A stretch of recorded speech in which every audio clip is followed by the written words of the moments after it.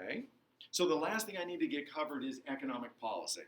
Um, we've covered this in many ways when we first started, way back when we kind of talked about what governments do. We talked a lot about economic policy.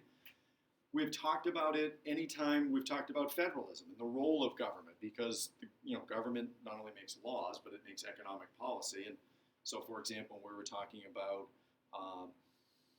the idea of cooperative federalism and the New Deal. And we talked about Social Security and Medicaid and Medicare under the Great Society, and LBJ. We were talking about economic policy. There's other places that we've talked about it. So again, I'm hoping that this comes back to you, and a lot of it is just refreshing and reminding. And then there'll be a couple of places where we get into, like, for example, monetary policy and how to make a budget, and that stuff will be new. All right? So, okay, you've taken the AP test. You've all got 6s, because that's our goal, right? You think you're free and clear, and it's summertime, and what better way to start summer with a nice ice cream from the ice cream truck, right? You hear the bells, you hear the music, it's coming through your neighborhood. Ice cream truck pulls up, whose head sticks out? What does he want to know? Do you remember? It's up there, don't peek. The 3 things that define capitalism. First of all, before we even do this, right, you know the name of our system. I just gave it away, capitalism. What's the other 2 names it goes by? Free market or free enterprise system. Who's the architect of it? Who's the guy that wrote the book? Adam Smith. Anybody remember the name of the book? Wealth of Nations. And again, that was a critique of the mercantile system, which was based on a finite exchange of raw materials and finished goods. You didn't have this limitless marketplace. And so he believes in this limitless marketplace based on 3 principles. What's the first one, Jenny? Freedom in the marketplace. 2, competition. 3, Nick. Private ownership of property. Let's start with that one. Again, that's an oversimplified term, because all we're thinking about is property. I want you to think about how, important that is, because property is security. It's both financial security and physical security. So when Locke was talking about life, liberty, and property, maybe there was this limited sense of what you were entitled to in terms of, material things. But when we talk about private ownership of property today, we mean essentially any benefit that comes from work is yours. Does anybody remember that cheesy analogy that we use? You get to keep the what? You're a farmer.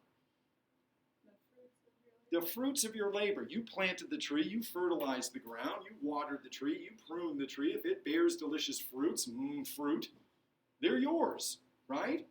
So any benefit that comes from work is yours. What benefits come from work besides money? Is that it? When you're looking for a job, don't just look at the salary. Health benefits. Like, do I get insurance? Vacation time? I want some of that. You're going to work your entire life? What else are you going to want?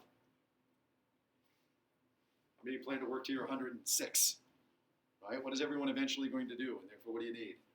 Yeah, there's going to be... So there's other benefits, perks that come with work, okay? And the idea is you get to keep all of those. So if there is salary from work, it's yours. If there's material things that come from work, if you've invested salary, say, in material things, it's yours. If you have other kind of forms of benefits, it's yours. You get to keep these things. In other systems, it might be collectivized.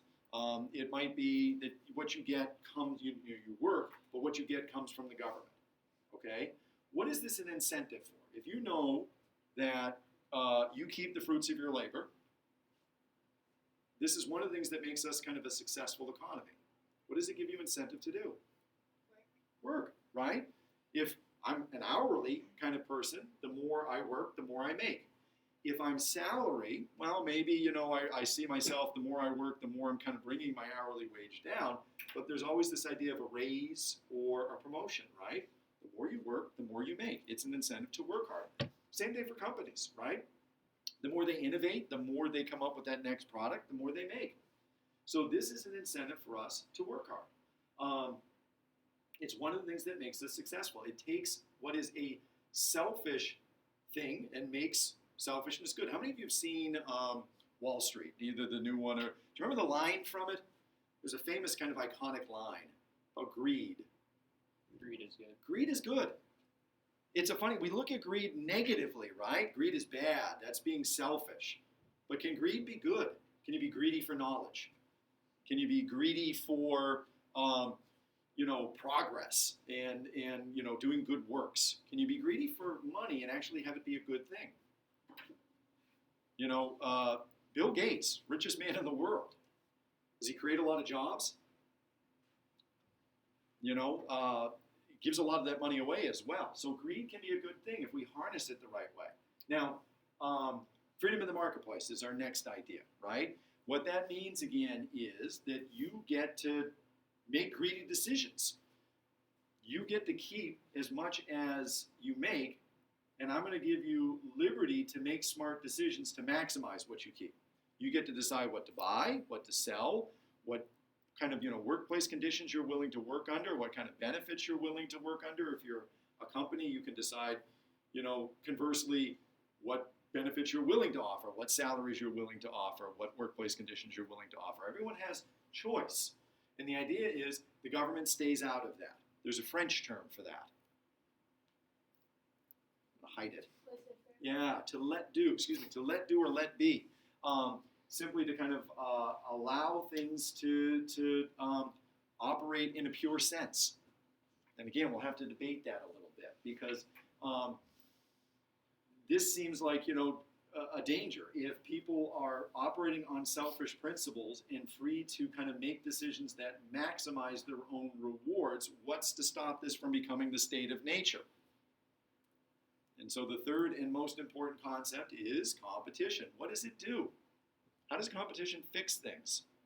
I want to make as much as possible. You're the employer. You want to pay me as little as possible. There are more people looking for work. There are more places to go for work.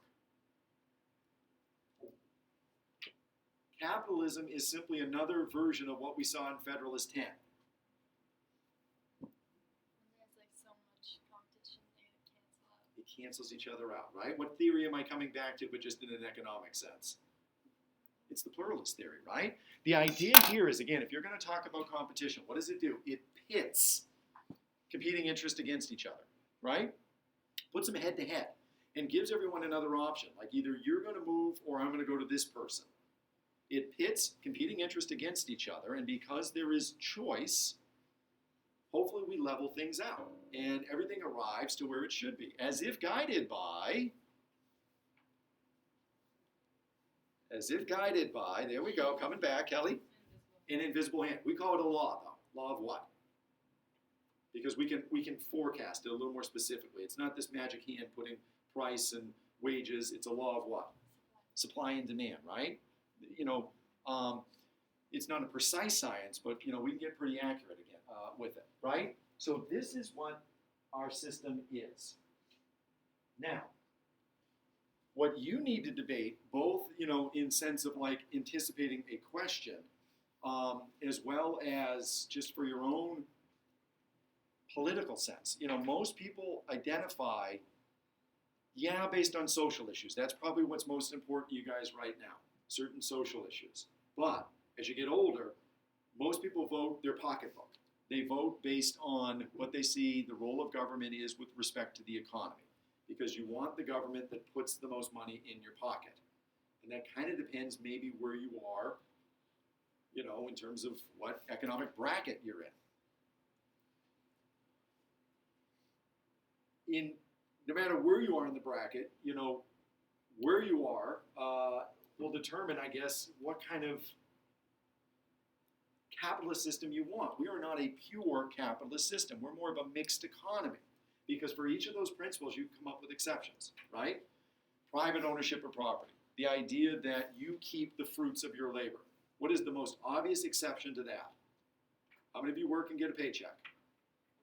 What's the most obvious exception to private ownership of property, Kelly? Taxes. What % gets taken out of your paycheck to pay for all the things? A third. That first paycheck, how many of you had this like, oh my God, surprise, the first time you got a paycheck, right? You had expected X and you got Y. And you get it back, because you're under an economic threshold. But for most people, it's like, holy cow, I'm paying a lot to the government. But you want stuff, you got to pay for it, right? So taxes are an obvious exception to private ownership of property. But there's other things, like, every time you turn around, there's a tax, right? If you have a car, there's an excise tax. If you have a home, there's a property tax. Bless you. There's sales taxes. There is, if you inherit money, there's inheritance. There's a tax on that. If you invest, there's capital gains taxes. It's Tuesday tax. I mean, there is just endless amount of kind of taxes to pay for things. So we're constantly redistributing wealth. How about this idea of freedom in the marketplace? Is everybody just kind of completely free to make decisions economically as they please? Can companies decide on any kind of policy they want? Can you buy anything that you want? What are the exceptions? Government has like regulations on business. Yeah. So be a little more specific. I don't know, they just have certain. Are you telling me like businesses can't do certain things? Yeah, Like what? they can. Well, say certain like monopolies, like There you they go. can't do certain things. You can't be such a great company that you drive all competition out, right? Can you imagine if like Google, AT&T, and Apple formed some sort of mega monopoly? Would that be like the scariest thing out there? You can't do that. Apple is so good that they're, dominating the marketplace. But man, do we need IBM? We still want IBM and we want PCs because we need competition. So you can't be so great that you become this monopolistic kind of force. Good. What else can? Other exceptions to this idea of freedom in the marketplace. What else can't companies do, or what else can't you do? Some things you have to like meet certain qualifications to own. Yeah. a gun. Like a gun, all right? So there's regulations in terms of what you can buy, in terms of, and it's all the dangerous stuff, right, or the fun stuff. Guns, alcohol, drugs. These are all regulated. Can't impede on freedoms of others. Say it again. We can't impede on freedoms of others, So give me an example. like shouting fire. Okay, so that's a political right. I want to look at economically though. So I want to see where you can't do certain things economically. Like inside trade and stuff. Yeah, all right. So I'm using insider information. How about you guys are making it way too complex too. Your first job, what are you guaranteed? Minimum wage, right? What can't they demand from you in terms of like the amount that you work? Can they say you're going to work a 60-hour week? Are there maximum hour laws, minimum wage laws? If you get injured on the job, is there compensation? Is there workplace compensation, unemployment compensation? You have certain kind of guarantees. We've manipulated the marketplace. And you just showed me with competition how we want to guarantee competition, even if it means artificially propping competition up in some cases, right?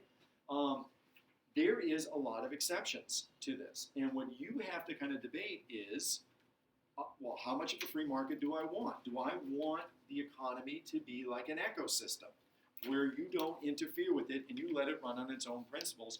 Or do I believe in more regulation? Now, again, where you are in an economic bracket will probably determine that to a little bit.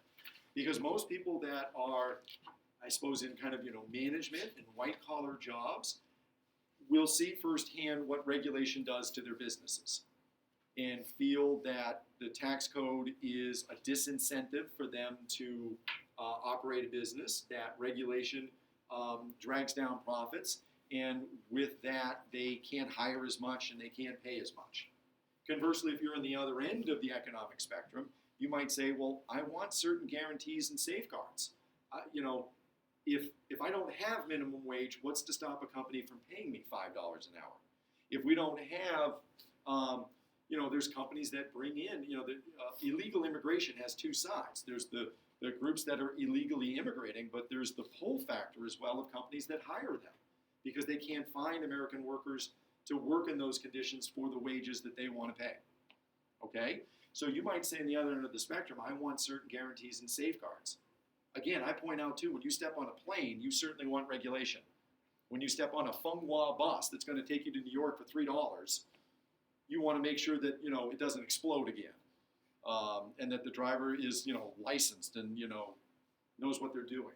So, again, this is not cut and dry. There's a lot of debate to it. The debate started with, and what you should have, and this is going to be a quick kind of romp, a sense of how our economic policy developed over time and where we kind of begin to fundamentally shift from a more kind of pure capitalist system to more of a mixed system comes in the 1800s, in the 19th century, following the Civil War during the Industrial Revolution. Remember studying? The Industrial Revolution taught us that an unregulated economy does some collateral damage, that the rich got rich and the vast majority of Americans were living in many ways a subsistence kind of, you know, lifestyle, that you know, the competition wasn't even, and it wasn't allowing everyone maybe the same equality of opportunity. We'll debate later about equality of outcome, but you know, if you look at it, all right, typical factory workers working 14 hours a day, 6-day work weeks, and they are making what is on average $2 a day, or $445 a year. Now, I don't know if you guys have ever seen, I'm thinking my link still works.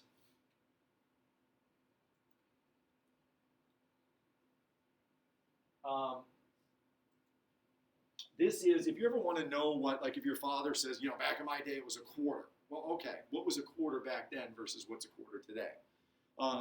This is an inflation index, and what it does is it takes money from, say, you know, 1860, and it tells you what it would be worth today. And it's an imperfect science, but if I take, you know, let's call it, let's go 1880. And I said $445.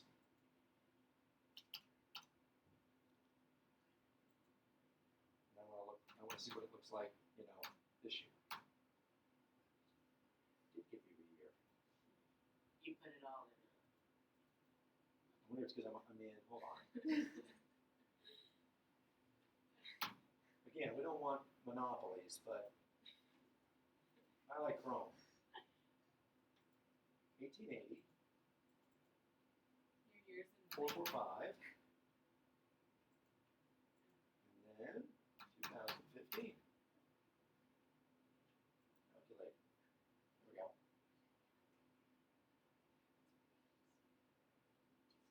All right.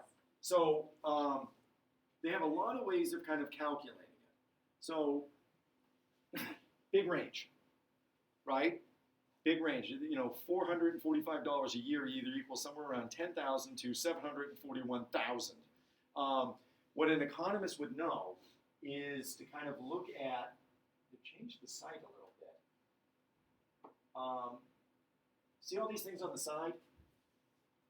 Where are you? Here on the side. You can look at what the money is relevant to the gross domestic product. You can look at the money relative to purchasing power. What did that money buy you back then? What does it buy you today? You can look at it according to wages. There's different ways to calculate it, but roughly, you know, I would say, you know, if you want to know what $445 looked like, it's probably closer to the low end than it is the high end back then, because people couldn't live off of that money. Remember, they had to crowd into tenements. I think I read this. Do you remember the story from Jacob Riis, who wrote, How the Other Half Lives? Thank you. And he talked about like these tenements and how people literally, I'm always like, he had to have made this up, but in order to like sleep as many as possible in a one-room apartment, they hung people from a clothesline. Do you remember that? Like they suspended like essentially sleeping kind of bags from a clothesline. I thought I read this to you. And then to wake them up in the morning, they untied the line. Like, I'm going to store a lot more of you here if I go vertically than horizontally. So to get as many people to sleep in a room as possible, he wrote stories about people hanging from clotheslines as a way of sleeping, like bats, you know, but only vertical. This was some kids working, you know, as soon as they could kind of walk, and they're making 60 cents an hour 60 cents for a 10-hour day.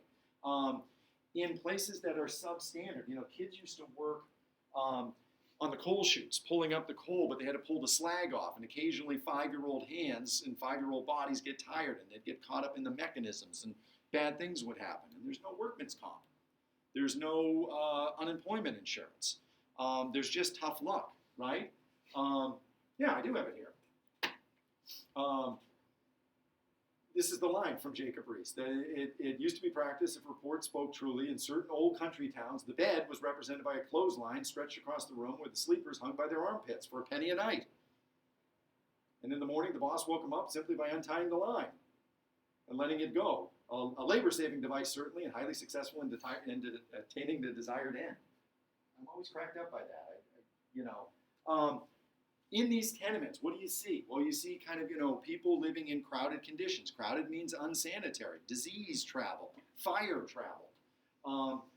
This isn't, universal, but if I went into a particularly poor, destitute area like this district in New York, they did by these standards, 6 out of 10 babies died before their first birthday. I mean, think of that as an infant mortality rate due to kind of, illness and disease. They had things like typhoid, tuberculosis, cholera, medieval diseases that we had, largely kind of moved past that cropped up during the Industrial Revolution.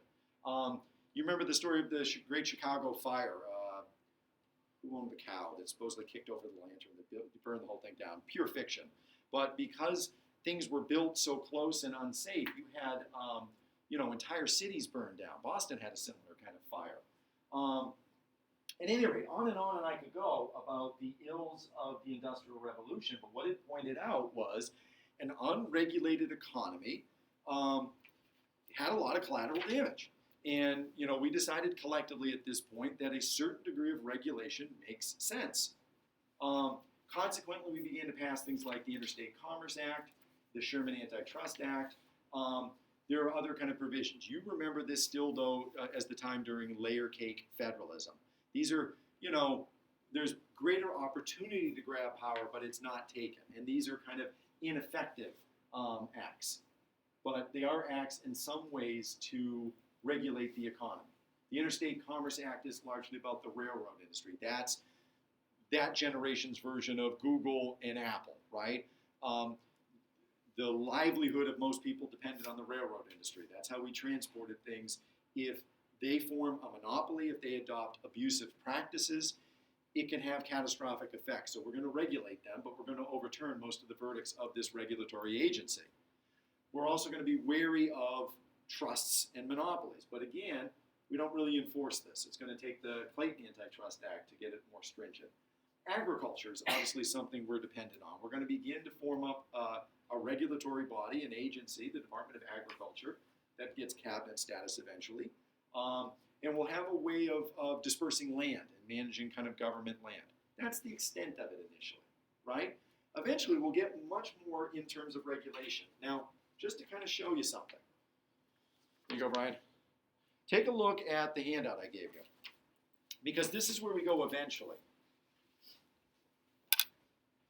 This is the, when you go to whatever your favorite hamburger joint is, I recommend Lexi's, by the way, best burgers in town. If you don't get the bistro fries, you're crazy.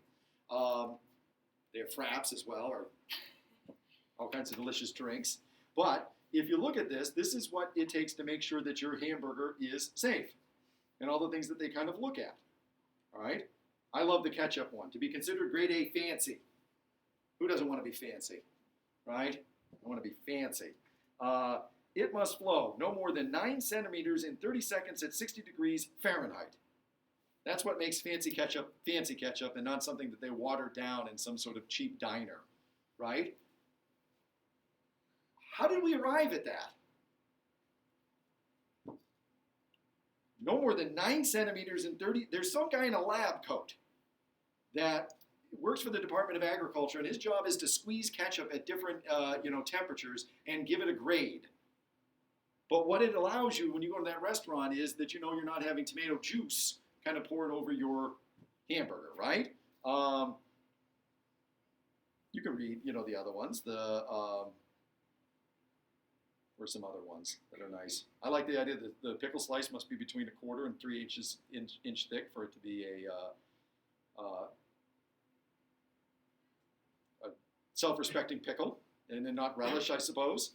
As many as 6 inspections under the Federal Meat Inspection Act can occur as meat is checked before and after slaughter and at the boning, grinding, fabrication, and packaging stages. This one I don't laugh at. The jungle was not about the meat packing industry. It was about labor and kind of workplace conditions. But do you remember, would you ever eat sausage again after having read that book? Do you remember certain passages?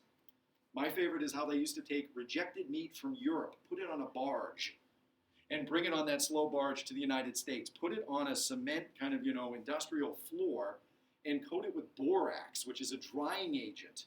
And rats would run over it because it's an industrial floor full of just meat laying there. And then they'd feed all of that into a hopper. And a hopper is a grinder. So rats, borax, and rejected meat go into it, and they go into a casing. Sausage. And so sausage is the best thing in the world. It's just like, what's the line from Otto von Bismarck? Laws are like sausage. It's best not to see them made. You kind of enjoy them, but once you know how they're made, they don't have rats in them anymore. Why? Because of these guys. But for every one of these steps, what happens to cost? Right? To make sure that you have grade A fancy ketchup and it's not grade B presentable ketchup, it costs money. To make sure that your pickles aren't relish, it costs money. To make sure that there's not rats in your meat and that there's a proper insect ratio, there's a certain amount of insects that are allowed. Did you know that? You're never going to eat again, right? What are you willing to pay for that? Do you want to figure out that your food is safe by trial and error? Is that how you want to go about? Let's just figure out if this gives me horrible food poisoning and near-death experience, right? Regulation costs money. We kind of learned the need for regulation during the Industrial Revolution. The question is how much, and where do you draw the line, all right? Progressive era, remember? The Progressive era was maddening because it was trying to fix everything everywhere, right? And so it becomes this kind of sprawling movement. We're looking for democratic reform, like primaries and getting rid of King Caucus, and we're looking for women's rights, and everything from voting rights to economic rights. We're looking for workplace reforms, minimum wage laws, unemployment compensation. We're also looking to, bless you, make alcohol, which is considered kind of an ill at this point, illegal. Health issues, safety issues, on and on it goes. So there is this array of reforms where we go past just basic economic regulation to try to make things more equitable. The Pure Food and Drug Act is a kind of a classic example of what happens during the Progressive era, as is the Meat Inspection Act. We begin to decide that, we ought to have quality control in terms of food. And we ought to decide somehow, other than trial and error, that people are safe. We're also looking to regulate the economy a little bit more. So we'll talk more about the Federal Reserve Act later on. But for example, the Federal Trade Commission, the FTC, had the power to investigate companies for unfair trading practices. So there is a lot of the progressive reforms. Now, one of the bigger names to the progressive movement is Roosevelt, Teddy Roosevelt. What was his nickname? Do you remember? He was going to kind of like straighten out imbalance in the economy. He's the trust buster, right? But he wasn't really. He wasn't. There's kind of classic political cartoons about that. Teddy Roosevelt was about the square deal. He was about things being balanced. He'd probably love the pluralist theory as well. And so if a company got too lopsided, like the railroad industry, where we were going to have Northern Securities form this monopoly, we're going to undo that. And that's how he gets the nickname the Trust Buster. But he doesn't, he equally goes after the coal miners who are striking, because that's a threat to balance as well. All right? At any rate, this is the progressive era. We try to go a little bit further in terms of bringing balance and equity. But where we really take a quantum leap is obviously with FDR and the crises that gives him so much power, the Great Depression and World War II, right? Again, look at, you ought to have some statistics in your pocket. And in the Great Depression, we're looking at a quarter of the population being unemployed. People moving into, what did we name these kind of, tent cities? Who did they get named after? Which president wasn't doing anything? The Hoovervilles. People are living in Hoovervilles, right? People's average income is cut in half. It's catastrophic, and therefore the government takes this massive kind of step forward in terms of its role in regulating the economy. Now, again, you don't have to know all of these, but they're kind of broken up into categories that might help you remember that we're regulating the financial markets, the agricultural kind of industry, labor, banking, providing more kind of consumer protection. And then when World War II kicks in, we're managing kind of the home front efforts. We're redirecting the economy and private consumption to aid the war front effort. All right? In sum, because of FDR, I'll hide it. What is FDR responsible for? What does he transform government to become? Do you remember the three-word phrase? The modern welfare state. Now, those three words are important. Modern meaning this is a kind of quantum leap forward. The progressive era just kind of took an imperfect approach to it. Here I have crises and I have a mandate to do kind of something transformative. Welfare meaning, that we're going to consider all the basic needs that you have. We're going to consider what you need for your welfare so that you fare well. And we're going to see the government as being responsible for that. Now, I joke sometimes, but you picture it. You're coming up the stairs, right? Let's say it had rained a little bit. You slip. You skin your knee. The stairs were slippery. Who do you blame? Obama. It's Obama's fault. He's a lame duck and he's not getting anything done. Now I say that, but am I exaggerating that much? Someone gets in a car accident. It's Obama's fault, right? We don't think bad things happen by chance, that it's just fate. People are ultimately responsible for things, and who's ultimately responsible but the government? And because Obama's the face of it, he's the cause of everything, right? With FDR, we begin to see government as like the provider, the safety net for everything, all your kind of welfare, right?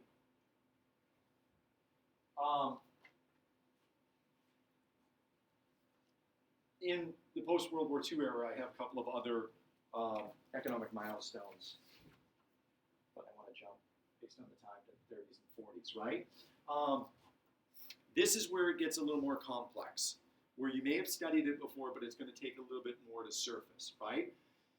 To look at the economic philosophy behind the government being the kind of provider for everything, we want to get back to Keynesian economics, John Maynard Keynes. You remember? And he talked about what is also known as demand-side economics. There's demand, there's supply. And the question is a bit of a chicken and the egg question. What drives what? What Keynes suggested is when we have a downturn in the economy, you can artificially kind of get the economy going by, what's the word I want? I almost had it. Essentially kind of filling in where the vacancy is for demand. The government can artificially stimulate demand, which gets the supply side going. So you don't want to buy. Either you are unemployed, you are one of the 25% that's unemployed, or your private income, your personal income has been cut in more than a half, and you are scared to spend money. You don't want to go live in a Hooverville. So no one's buying anything. If no one's buying anything, companies aren't making money. If companies aren't making money, they're not hiring. If they're not hiring, we get in this dangerous spiral. You get it? If they're not hiring and you're not making money, no one's paying tax revenue. So what does the government do? It goes into debt. And debt is okay if it stimulates the economy. You're not buying? Okay, we'll buy. And we'll get companies to manufacture and make profits, and then they'll start to hire you, and you'll have money in your pocket, and eventually the cycle will start again. That's Keynesian economics or demand-side economics. Conversely is supply-side economics. Anybody remember what president kind of talked about supply side? Reagan. This is Reaganomics. Some people derisively called it what? Voodoo economics, good. That was a catchphrase by Reagan's predecessor, Bush. But because we are focusing on the supply side and then eventually the benefits come to you, see what my hands just did? Trickle-down economics. The idea here is let's cut regulation. Let's cut taxes for businesses. Let's give them all kinds of incentives to manufacture, and that in turn will stimulate demand. If the prices come down low enough, you'll buy. All right? Those concepts are critical. We'll introduce monetary policy starting tomorrow.